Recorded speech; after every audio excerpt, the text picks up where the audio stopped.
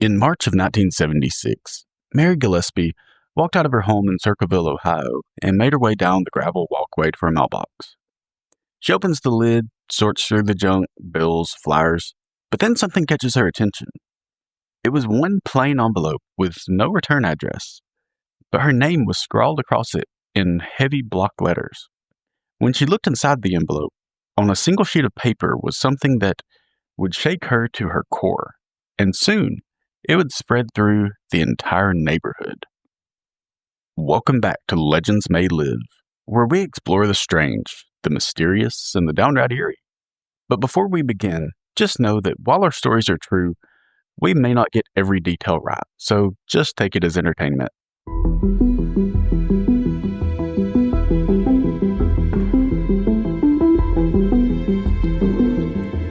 "1976 Circleville, Ohio wasn't the kind of place you'd expect your life to start unraveling at the mailbox. It was this tight little community nestled against farm fields and winding country roads, and it was just this place where people would wave at each other from their porches, and kids could ride their bikes till dusk, and you just leave your car unlocked at the gas station. It was just a place where everything was pretty peaceful. But soon, something new started arriving in the mail. Something sinister. Mary Gillespie was the first to receive it. Mary was a hard-working school bus driver, and she was well-liked, but nothing about her really stood out of the normal. She was married with kids and lived a pretty average life. But one afternoon, she found an envelope tucked among her regular bills and coupons. No return address, just her name typed in harsh, blocky letters. Inside was a single sheet of paper, and it was handwritten. Everything was capitalized, neat, and nearly perfect. It was simple but ominous. All it said was, "You have been observed. You must stop what you're doing. I know you're having an affair with the school superintendent. If you don't end it, I will expose you." According to Mary and her husband Ron, she wasn't having an affair, and this wasn't some generic threat, though. The letter was really specific. It named the superintendent, Gordon Massey. It mentioned where Mary parked her car, what road she drove on, and even what time she passed certain intersections. It wasn't someone guessing, it was someone watching. And at first, Mary didn't tell anyone. She figured it was a weird prank by some parent that for whatever reason had a grudge against her, or maybe just some teenager with too much time on their hands and a flair for drama. But the letters didn't stop. One after another, they flowed in with that same blocky print and the same warning, until finally, something shifted. She wasn't the only one getting them anymore. Neighbors began whispering. Friends started pulling each other aside after church or in the supermarket aisle. "Did you get one too? Was yours about Mary? Who would do this?" Letters were appearing in people's mailboxes now about Mary. They were still accusing her of things and urging neighbors to confront her or report her to the school board. The writer was trying to turn the town against her, piece by piece.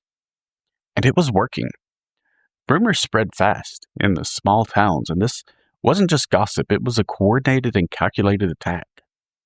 Eventually, Mary couldn't hide it anymore, and she told Ron, and now he was angry, hurt, and more than anything, he just wanted to know who was behind it. And that's where things really started to spiral. Ron Gillespie, he was a man who worked hard and prided himself in providing for his family. He wasn't flashy, but he was steady. He was the kind of guy who didn't stir up trouble, but now someone was invading his life, whispering lies about his wife. Or worse, what if they weren't lies at all? He felt like either way, someone was making a fool of him. Ron didn't know what to believe, but he knew one thing. He needed to find out who was sending those letters. He started taking notes, keeping track of the postmarks. He would compare handwriting with junk mail, store signs, receipts.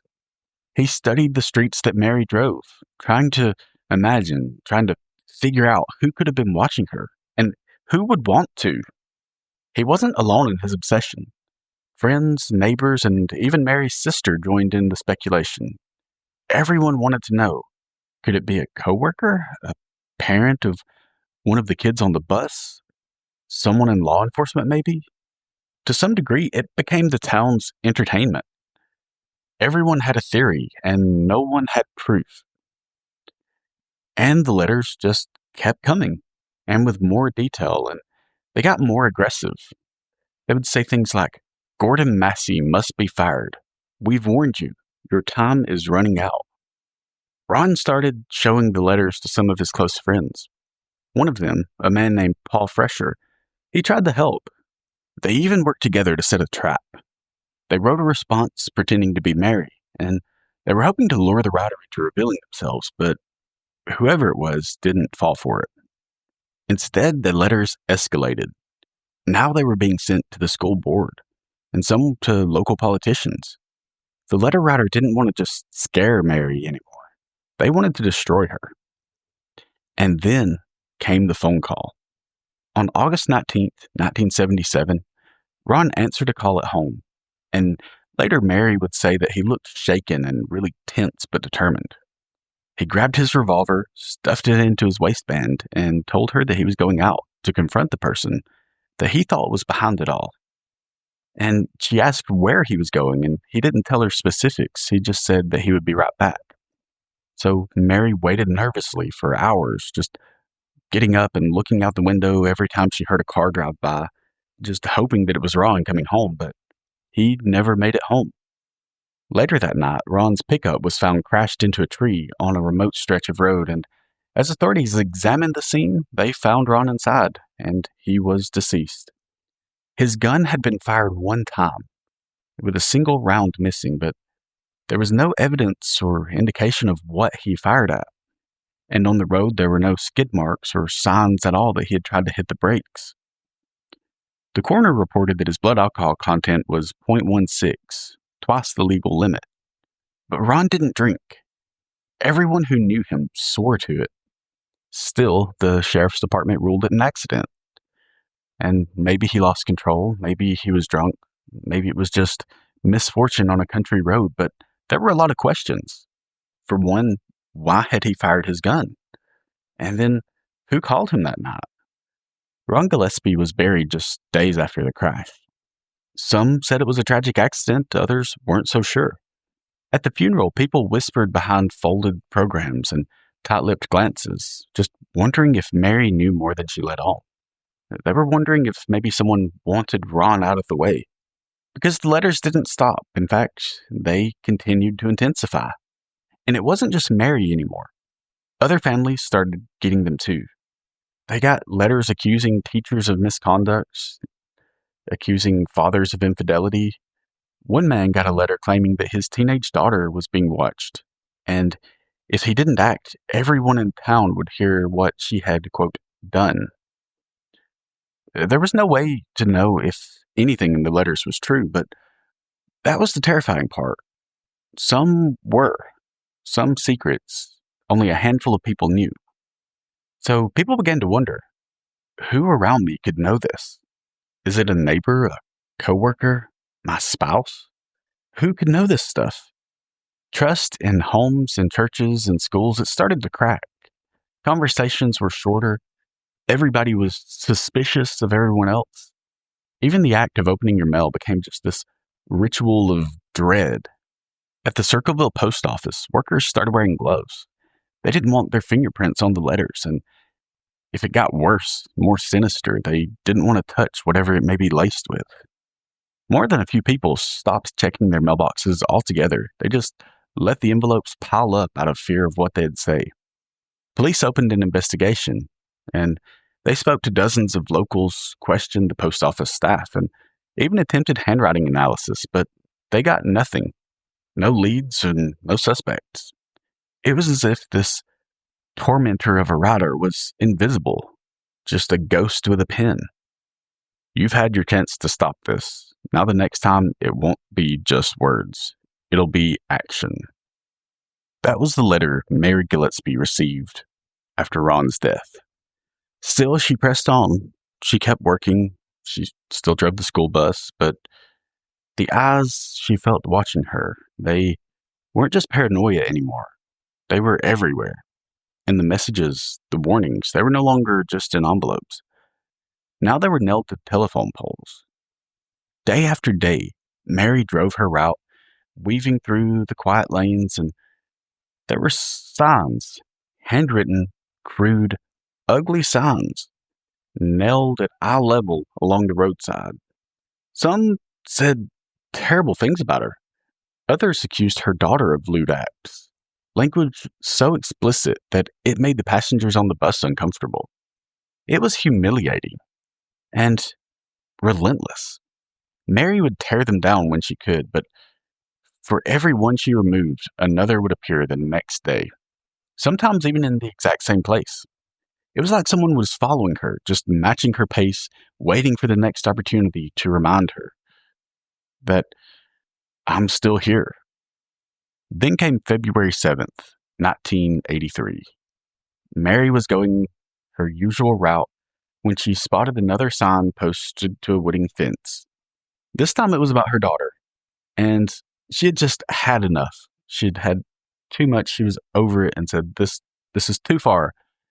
And she pulled the bus over, stepped out, walked up to the sign, heart pounding, angry. The kids were still on board watching. She grabbed the sign and yanked it down. But something felt different this time. It wasn't just a poster nailed up like the others. It was mounted to a small box. And inside that box, there was a loaded gun rigged with a string and a spring-loaded mechanism. It was a crude but lethal booby trap. If she pulled the sign just a little harder or yanked at just a slightly different angle, the weapon would have gone off directly into her. And so police were called, and the gun was carefully removed, and they examined it, and what was really surprising to them was that the serial number on the gun had not been scratched off like you would kind of normally see with someone committing a crime like this, especially leaving the weapon at the scene. And so they traced it back to someone that Mary knew very well, her former brother-in-law.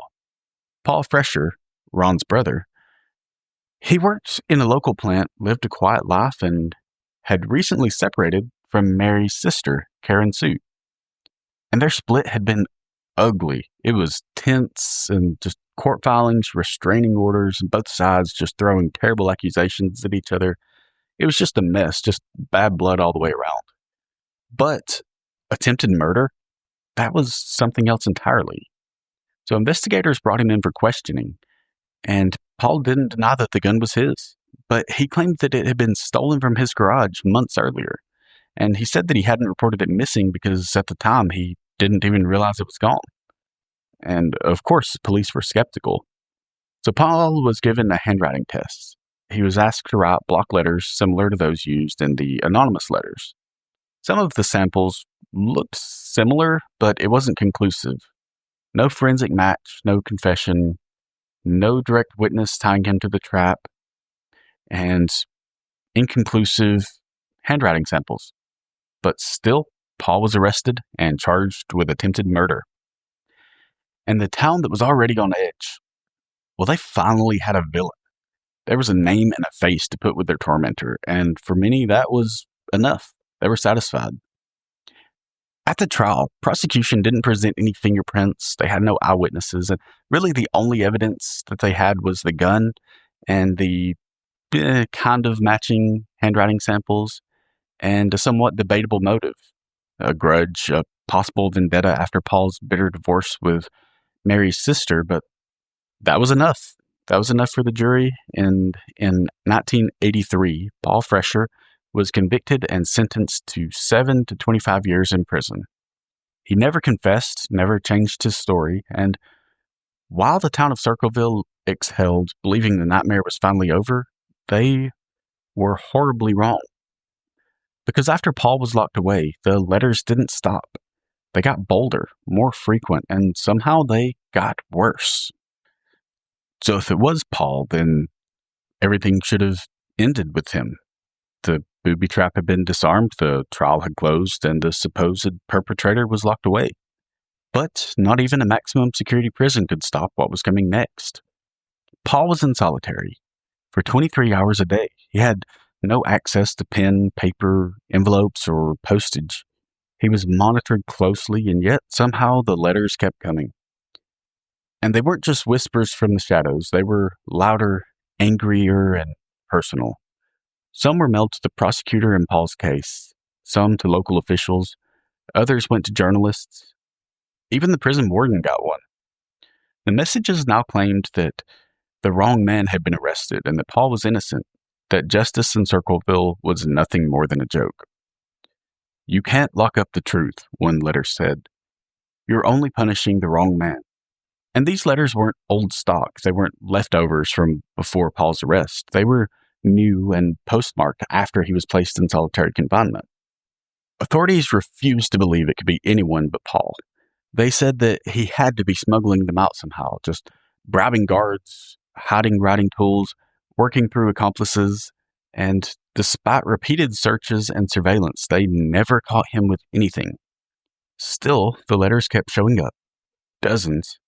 Some weeks, multiple at a time. Paul was denied parole more than once because of this, because the state insisted that he was still terrorizing the town. He begged for a handwriting expert to be brought in. He demanded a lie detector test. He wrote letters to journalists and investigators claiming that he was being framed.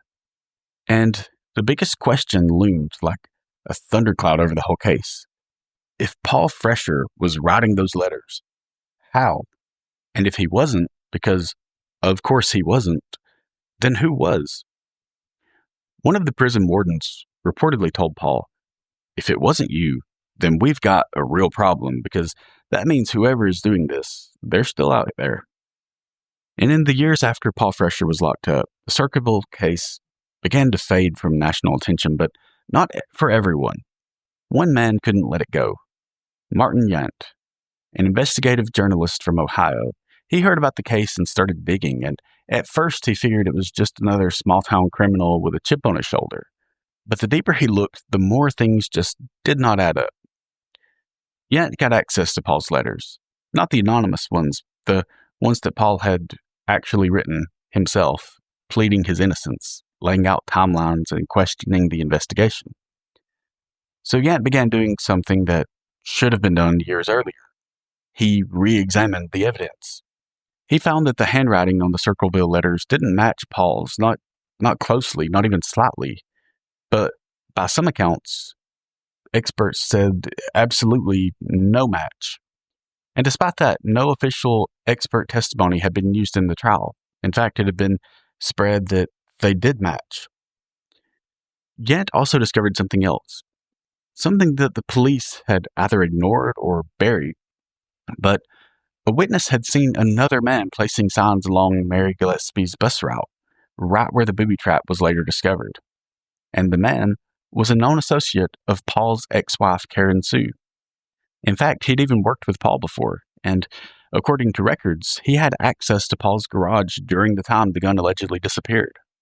And this wasn't some vague report, vague rumor. It was documented, but it never made it to trial. Yant started asking questions no one wanted to answer. Why hadn't the sheriff's office investigated anyone else? Why had they not pursued the man seen near the signpost? And why had Mary and her family, despite still being targeted, been so quick to believe that Paul was the culprit? Even Paul's ex-wife, Karen, had reportedly said that she suspected someone else. And yet Paul was still in prison.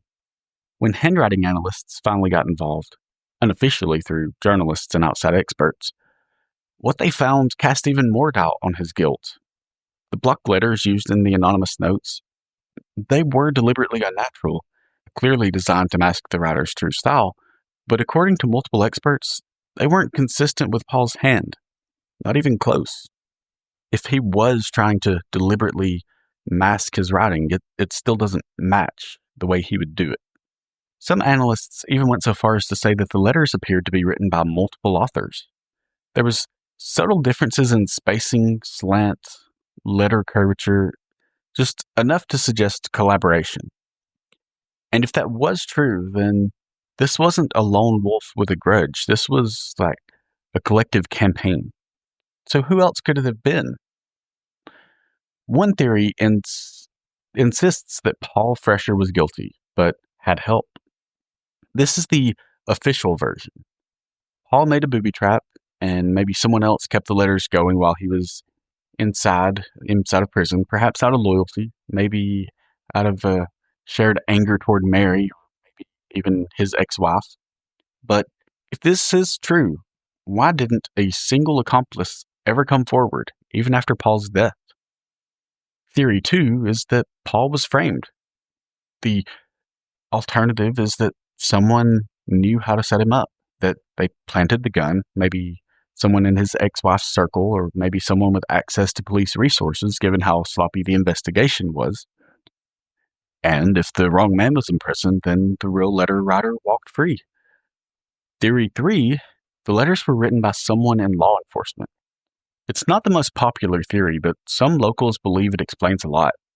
The poor handling of evidence, the absolute refusal to pursue other leads, the letters continuing despite him being in solitary confinement, and the idea that some of the secrets revealed in the early letters seemed to come from official files rather than gossip. After all, who else would have had access to school records, legal documents, or police reports that hadn't gone public yet? Then theory 4.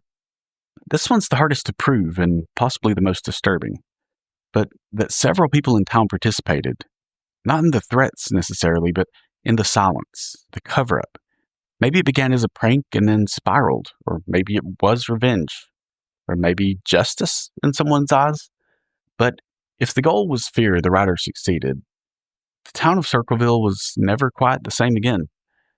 And the letters, some postmarked as late as 1994, nearly 2 decades after the first, did eventually stop, quietly, with no confessions, and to this day, no one knows who wrote them. In total, over 1,000 letters were sent across Ohio, in those plain white envelopes with no fingerprints, no DNA or return addresses, just words, accusations, and occasional threats. They exposed affairs, ended marriages, ruined reputations, and at least one tried to kill. For some, the Circleville Letters are just a curiosity now, a true crime case that is filed under unsolved and likely to never be solved. But for the people who lived through it, who actually received the letters, who felt their stomachs twist every time they checked their mailboxes, it never really ended. Paul Fresher was released from prison in 1994 after serving 10 years. He never confessed, and he never wavered. He maintained his innocence until his death in 2012. The letters stopped sometime around then, but who did it? Who knew so much? Who sat alone at the desk day after day, writing letter after letter, never signing a name, never stepping forward, never making a sound except the quiet tap of pen on paper? Unfortunately, we may never know who it was, or why they did what they did. That's it for today's episode. If you enjoyed the story, please like, follow, and share with a friend. Until next time, keep a lookout and stay on your best behavior. You never know who may be watching and writing.